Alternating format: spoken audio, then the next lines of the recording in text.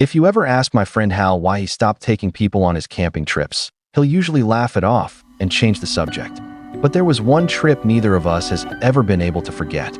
Even now, years later, I can still hear those footsteps. Hal was the kind of person who belonged outdoors. He was an Eagle Scout, knew how to navigate forests without a map, could identify animal tracks at a glance, and spent more weekends sleeping under the stars than inside a house. Camping wasn't a hobby to him. It was part of who he was. I was the opposite. I enjoyed nature from a comfortable distance. Hiking for an afternoon was fine. Sleeping miles away from civilization in the middle of nowhere was not exactly my idea of a good time. So when Hal invited me on a weekend camping trip, I almost said no.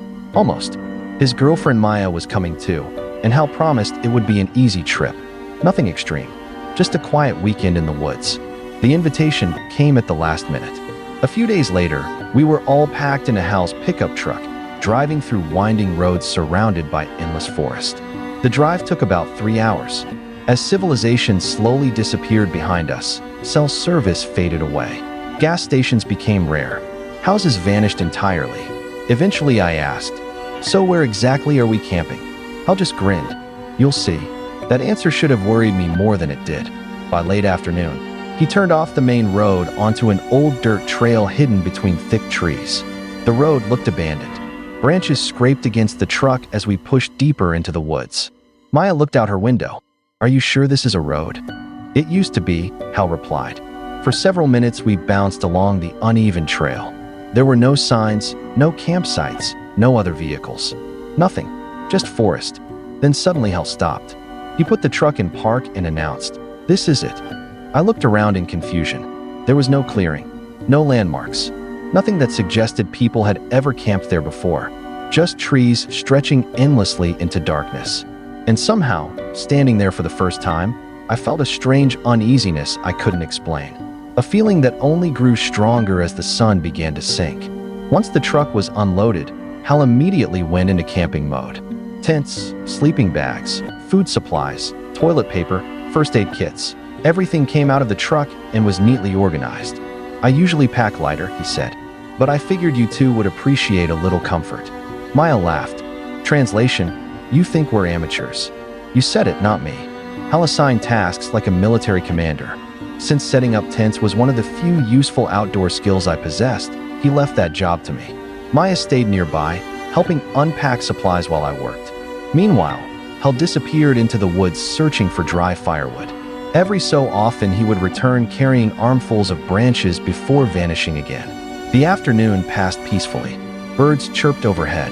A light breeze moved through the trees. Nothing seemed unusual. Yet the deeper the sun sank, the more isolated the place felt. There were no distant roads, no airplanes overhead, no signs of civilization whatsoever. Just silence.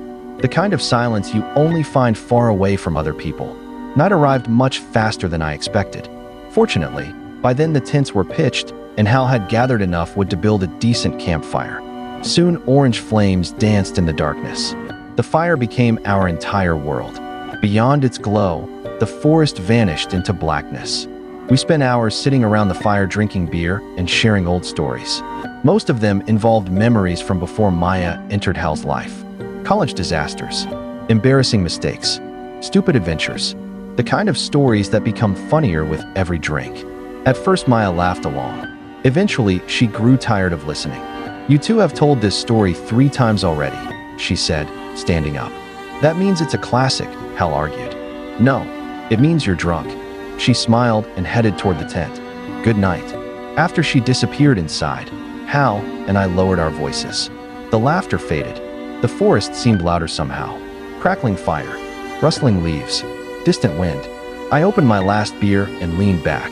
For a while, everything felt perfectly normal. Then Hal suddenly froze. His expression changed instantly. He lifted a hand. "Shoo." I stopped talking.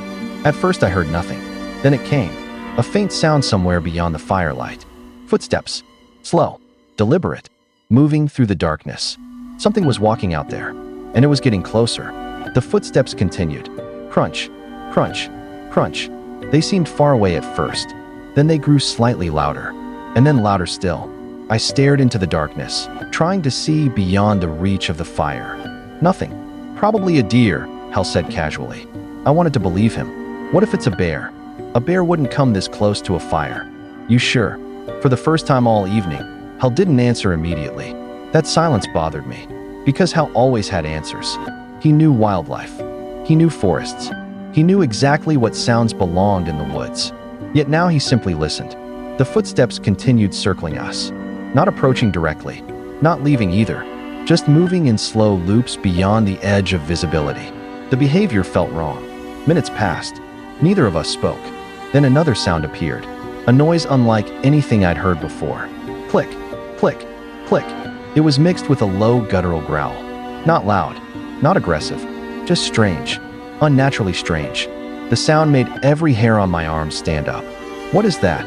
I whispered. Hal remained silent. The clicking came again. Closer now. Click, growl, click. The noise didn't resemble any animal I recognized. Not a deer, not a bear, not a wolf. Nothing fit. I watched Hal carefully. His face had gone pale in the firelight. That frightened me more than the sounds themselves. If Hal looked scared, something was very wrong. Finally he spoke. His voice was barely audible. Get in your tent. What? Now? I didn't argue. I grabbed my flashlight and rushed toward my tent. The zipper sounded impossibly loud as I climbed inside. A moment later, everything became still. The fire continued burning outside, casting a flickering orange glow through the tent walls. I sat frozen, listening, waiting. The clicking noise moved closer. Each sound felt deliberate, measured, patient. Then came the footsteps. Heavy, far heavier than before. Thud, thud, thud. The ground itself seemed to vibrate. I held my breath. Something passed beside my tent, and suddenly a shadow appeared on the thin fabric wall. For a second my brain couldn't process what I was seeing. The shape was enormous. Tall, broad, standing upright. It moved on two legs, slowly crossing through the firelight. The silhouette towered over the tent. My hand flew over my mouth to stop myself from screaming. Every instinct told me not to make a sound. The shadow continued moving, past my tent, toward the tent where Hal and Maya were sleeping. The footsteps stopped. Everything became silent. Then, from only a short distance away, Maya screamed. The scream shattered the silence. It wasn't the kind of scream people make when they're startled. It was pure terror, the kind that comes from believing you're in immediate danger. I froze for half a second. Then chaos erupted outside. Maya screamed again. Hal shouted something I couldn't understand. The mysterious clicking noise vanished beneath a sudden explosion of movement. Heavy footsteps pounded through the campsite. The sound was everywhere. Then I heard Hal yelling, "Run!" His voice cracked with panic. "Run!" I didn't stop to think. I threw open my tent and burst outside. The campfire was still burning, but the campsite looked completely different now. Like a nightmare version of the place we'd been laughing only minutes earlier. Maya was already running. Hal was right behind her. Neither looked back. I sprinted after them. The darkness swallowed us almost immediately. No flashlights. No trail markers. Nothing. Branches slapped against my face. Roots snagged at my feet. Every few seconds I expected to fall, but adrenaline kept me moving. Behind us came the sound that still haunts me. Footsteps. Massive footsteps. Following. Keeping pace. Not far away. Close enough that I could hear individual impacts. I was at the back of our group. Every second felt like I was about to be grabbed. I wanted to look behind me. I couldn't. Fear wouldn't let me. The forest became a blur of black shapes and rushing shadows. My lungs burned. My heart hammered. Still we ran. And somehow, by what felt like a miracle, Hal managed to lead us straight back to the truck. Doors flew open. We piled inside. The moment everyone was seated, Hal slammed the accelerator. The truck bounced violently down the dirt trail. None of us spoke. Nobody even looked out the windows. We just wanted distance. As much distance as possible. Then disaster struck. The trail ended. Dead end. Hal hit the brakes. The truck skidded to a stop. For a moment nobody said anything. The realization settled over us like ice water. We weren't out. Not yet. And whatever had chased us could still be nearby. Very nearby. Hal immediately began trying to turn the truck around. Drive. Reverse. Drive. Reverse. Again and again. The woods surrounded us from every direction. And somewhere out there, hidden beyond the headlights, something waited. The next few minutes felt longer than the entire night. Hal wrestled the truck back and forth, trying to maneuver in the cramped space between the trees.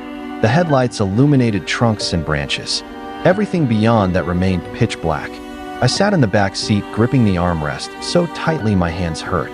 Every shadow looked threatening. Every movement of leaves seemed suspicious. "Turn the lights off," I whispered. Hal shook his head. "I can't. It'll see us. I need to see the trees." His voice was strained, focused, desperate. The truck lurched backward, then forward again. Each second felt like borrowed time. I kept scanning the darkness outside, terrified I would suddenly see that towering silhouette emerge from the woods. Part of me expected glowing eyes, or movement between the trees, or some impossible shape rushing toward us. But the forest revealed nothing, only darkness. Finally, the truck completed the turn. "Got it," Hal said. The relief in his voice was immediate. He slammed the accelerator. The truck shot down the trail. This time nobody spoke until we reached the main road. Even then, silence filled the cab. Nobody wanted to discuss what had happened, because none of us understood it. Not really. We never returned for our equipment. The tents, sleeping bags, food supplies, everything stayed behind. At least $100 worth of gear was abandoned that night. None of us cared. No amount of money was worth going back. Hours later, after we'd finally calmed down enough to talk, Maya explained why she screamed. She had been lying awake inside the tent when she heard breathing. Heavy breathing. Right outside. Not animal sounds. Not footsteps. Breathing. Then something pressed against the tent wall. The fabric pushed inward. Hard. As if something was testing it. Trying to force its way inside. Then came a violent tugging motion. Something was pulling at the tent. Trying to rip it open. That was when she screamed. To this day, Hal insists he has never encountered anything remotely similar before or since. And if anyone wonders why we don't believe it was a person, the answer is simple. The size, the sounds, the weight of those footsteps. Nothing about it felt human. Even now, years later, we still don't know what was circling our campsite that night. Maybe there is a perfectly rational explanation. Maybe there isn't. All I know is that every person eventually experiences one moment they can never fully explain. One encounter that refuses